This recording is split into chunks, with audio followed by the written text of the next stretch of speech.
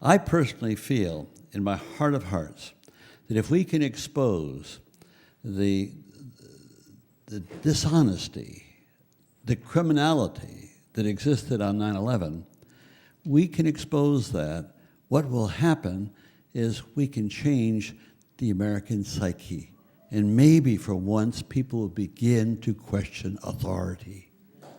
That's possible.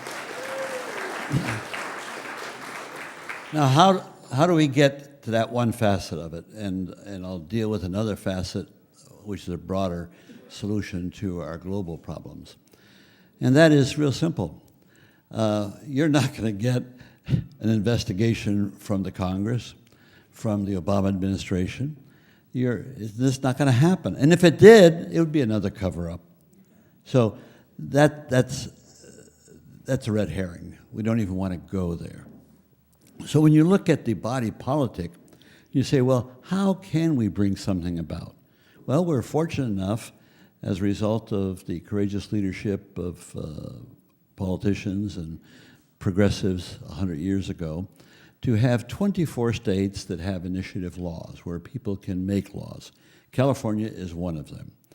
I came up with this suggestion in New York at a conference on 9/11, saying that what we ought to do is write an initiative that would set up a commission that would have subpoena powers or grand jury powers to go ahead and investigate what happened leading up to 9/11, what happened on 9/11, and the aftermath of 9/11, which is 3 wars. One of them, which is totally ridiculous, the War on Terror, which is no more than the economic underpinning for the continuation of the appropriations to the military-industrial complex. That's all that is. And so now if we could get an investigation that would pursue that with some independent powers, well, my bluff was called, or not so much a bluff, but my idea was called and said, well, would you help out do something? Well, we did. I came to, first I had to ascertain, I had my own take on 9/11. It was more political than technical. I just knew from my intelligence background that this was not a go.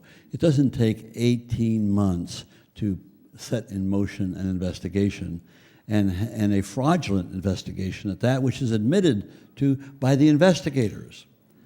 And so, but I didn't act on it.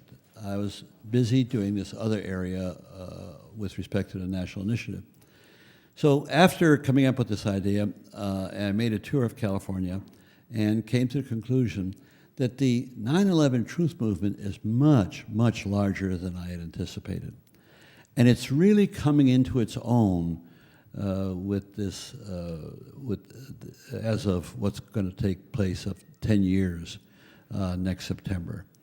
And as it's coming into its own, it can be plumbed for support to create a legitimate commission. Now, I also found out that this is not only the United States. In Germany, a reputable poll was taken and showed that 86% of the people do not believe the story about 9/11. They feel it was a false flag operation.